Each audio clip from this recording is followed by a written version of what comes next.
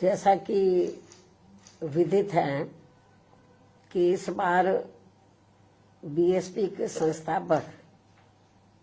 एवं जन्मदाता मान्यवर श्री कांशीराम जी की जयंती को होली व अन्य त्योहारों के कुछ ही घंटे बीत जाने के बाद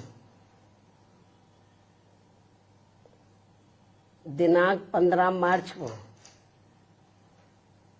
खासकर यूपी व दिल्ली सहित पूरे देश में इनके अनुयायियों ने अपार संख्या में इकट्ठा होकर इसे विभिन्न स्तर पर मनाया है और अपने श्रद्धा सुमन अर्पित किए हैं, जिसके लिए पार्टी उनकी अति आभारी है। साथ ही होली सहित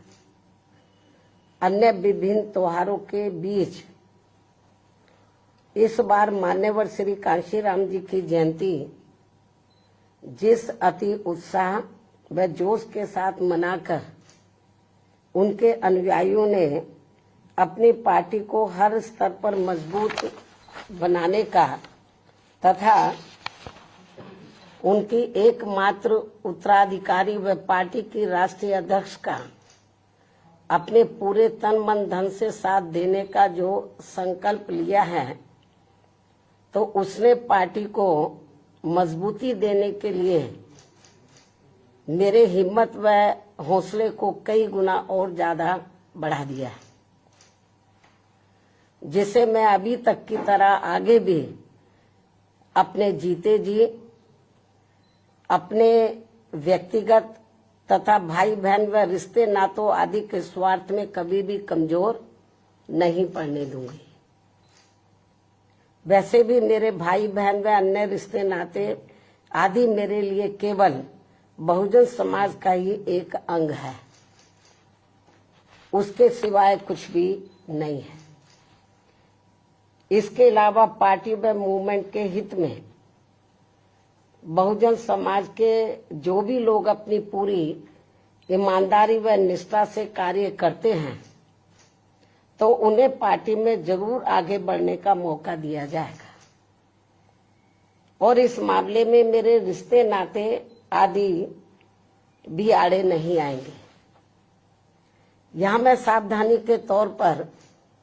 ये भी बताना चाहूंगी कि पिछले कुछ वर्षों से सत्ता व विपक्ष में बैठी सभी जातिवादी सांप्रदायिक व पूंजीवादी पार्टियां बीएसपी के विरुद्ध अंदर अंदर आपस में मिलकर बहुजन समाज की एकमात्र हितैषी पार्टी बीएसपी को किस्म किस्म के हथकंडों के जरिए इसे कमजोर करने की पूरी कोशिश में लगी है, क्योंकि यहाँ जातिवादी पार्टियों को खासकर सन 2007 में यूपी में बीएसपी का अकेले ही पूर्ण बहुमत के आधार पर सत्ता में आना अभी तक भी उनके गले के नीचे से कतई भी नहीं उतर पा रहा है और तभी से यहाँ सभी जातिवादी व खासकर दलित विरोधी पार्टियां किस्म किस्म के हथकंडे इस्तेमाल करके बीएसपी को कमजोर व खत्म करने में लगी है। इसी प्रकार बाबा साहब डॉक्टर भीमराव अंबेडकर के जीते जी भी इन्हीं जातिवादी पार्टियों ने इनके कारवां को किस्म किस्म के हथकंडे इस्तेमाल करके उसे कमजोर व खत्म करने का पूरा प्रयास किया था, जिसे बाबा साहब ने व बाद में मान्यवर श्री कांशीराम जी ने भी इनके मंसूबों को पूरा नहीं होने दिया है। और अब मैं भी अपने बहुजन समाज के बलबूते पर इनके इस मंसूबे को किसी भी कीमत पर पूरा नहीं होने दूंगी। ये मेरा पार्टी के लोगों को वायदा है, जिसके लिए मुझे अपने बहुजन समाज का हर स्तर पर साथ मिलना भी बहुत जरूरी है। और अच्छी बात यह है कि बहुजन समाज पूरे तन मन धन के साथ अब मेरे साथ खड़ा है। अभी भी खड़ा है। इतना ही नहीं बल्कि दलित व अन्य उपेक्षित वर्गों के लोगों को ये मालूम है कि ये लोग यूपी में बीएसपी की पूर्ण बहुमत की सरकार बनने से पहले यहां जातिवादी उच्च वर्गों के लोगों के सामने, यानी कि जो बहुजन समाज के लोग हैं, खास तौर से दलित वर्ग के लोग, यहाँ जातिवादी उच्च वर्गों के लोगों के सामने ना तो चारपाई पर बैठ सकते थे और ना ही उनके बराबर की कुर्सी पर भी बैठने की हिम्मत जुटा सकते थे। लेकिन सन 2007 में बीएसपी की अकेले पूर्ण बहुमत की सरकार बनने के बाद से ये सब अब काफी कुछ बदल गया है। अब ये लोग उनके बराबर में चारपाई व कुर्सी आदि पर भी पूरे सम्मान के साथ बैठ सकते हैं। ये जो बहुजन समाज के लोग हैं, यही है वास्तव में यहाँ सही सामाजिक परिवर्तन। यही है वास्तव में यहाँ सही सामाजिक परिवर्तन, जिसे मेरे नेतृत्व में बनी बीएसपी की सरकार ने लाया है। लोग सामाजिक परिवर्तन की बहुत बात करते हैं, लेकिन उसको धरातल पे कभी उतारते नहीं हैं। लेकिन मेरे नेतृत्व में सन 2007 में जब अकेले पूर्ण बहुमत की सरकार बनी तो इसे मैंने धरातल पे उतारा है, जिससे यहाँ यूपी में हमारे संतों, गुरुओं व महापुरुषों का काफी हद तक सपना साकार हुआ है, जिसकी वास्तव में पूरी देन मान्यवर श्री कांशीराम जी की है। और ये सब यहाँ समाज में परिवर्तन लाने के मामले में इतिहास के पन्नों में जरूर लिखा जाएगा। इसके साथ ही बीएसपी की सरकार ने ही यहाँ यूपी में इन वर्गों के लोगों को, यानी कि बहुजन समाज के लोगों को काफी हद तक अपने पैरों पर खड़ा किया है। अपने संतों, गुरुओं व महापुरुषों को भी विभिन्न स्तर पर पूरा आदर सम्मान दिया गया है,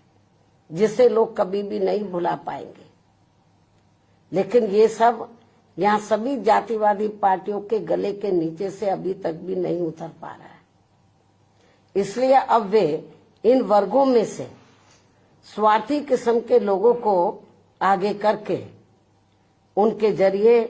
विभिन्न नाम पर अनेकों छोटे छोटे संगठन व पार्टियां आदि बनवा के बीएसपी की इस ताकत को बांटकर इसे कमजोर करने में लगे, जिनसे बहुजन समाज के लोग जरूर सचेत रहे। यही समय की मांग है और यही पार्टी व मूवमेंट के हित में इनका सही कदम भी होगा, यदि हमारे लोग सचेत रहते हैं। इसके अलावा यहाँ मैं ये भी कहना चाहूंगी कि देश के प्रधानमंत्री बीच में अपनी खुद की गरीबी का तो जरूर उल्लेख करते रहते हैं, लेकिन इन्होंने दलित व अन्य उपेक्षित वर्गों के लोगों की तरह यहाँ कभी भी कोई जातीय भेदभाव नहीं झेला है, जो ये सब हमारे संतों, गुरुओं व महापुरुषों ने समय समय पर झेला है, जिसे अभी भी इनके अनुयायी काफी हद तक झेल रहे हैं।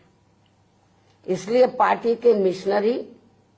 व परिपक्व लोगों से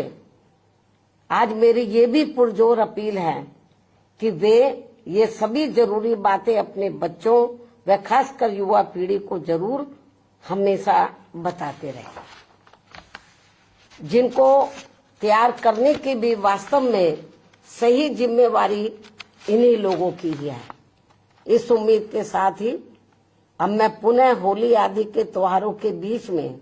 इस बार मान्यवर श्री कांशीराम जी की जयंती बड़े जोश व उत्साह के साथ मनाकर इनके अनुयायियों ने जो उनको अपना पूरा आदर सम्मान दिया है तथा मेरे साथ साथ इनके करोड़ों अनुयायियों का भी काफी हौसला बढ़ाया है, उन सभी का हार्दिक दिल से आभार प्रकट करते हुए अब मैं अंत में यही कहना चाहूंगी कि इस समय संसद सत्र चल रहा है, ये आप लोगों को मालूम है, जिसमें देश में आम जनहित के मुद्दों पर कम बल्कि अपने अपने स्वार्थ में राजनीति करने पर ज्यादा जोर दिया जा रहा है, जो ये अति चिंता की बात है। साथ ही पिछले कुछ समय से वक्फ बोर्ड पर भी सत्ता व विपक्ष द्वारा जो राजनीति की जा रही है, तो ये भी अति चिंता की बात है। और यदि ये मामला समय रहते आम सहमति से सुलझा लिया जाता तो ये ज्यादा बेहतर होता। केंद्र सरकार इस मामले में जरूर पुनर्विचार करे, सोच विचार करे, ये भी हमारी पार्टी की केंद्र सरकार से पुरजोर अपील है। इस उम्मीद के साथ ही अब मैं अपनी बात यहीं समाप्त करती हूँ। धन्यवाद। जय भीम व जय भारत।